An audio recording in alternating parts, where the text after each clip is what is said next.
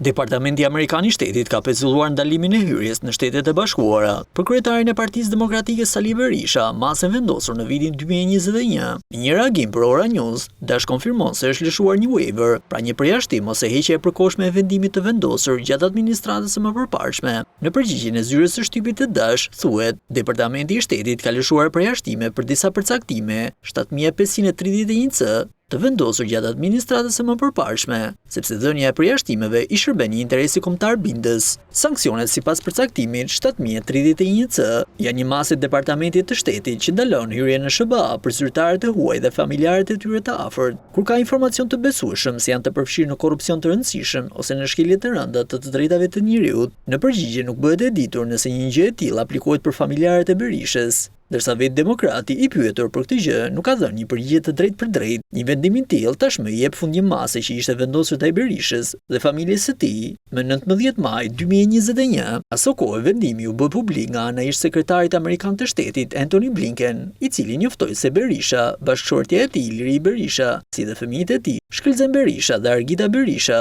nuk do të lejoheshin të hynin në SBA për shkak se administrata amerikane I cilësoi si të përfshirë në korrupsion domethënës dhe në minim të demokracisë. Në reagim të vendimit të Blinken, vetë Berisha tha se një gjë e tillë ishte motivuar politikisht për ta goditur si kundërshtar politik dhe se nuk kishte asnjë provë dhe asnjë fakt. Madje Berisha mori dhe hapa të mëtejshëm në mbrojtje të vetes, duke pajtuar avokat ndërkombëtar, të cilët do të punonin kundër këtij vendimi. Një zhvillim I tillë tashmë në kampin demokrat po festohet si një fitore e rëndësishme politike, pas një betejë 5 vjeçare, në atë që është cilësuar si një luftë për zhdukjen e opozitës në vend.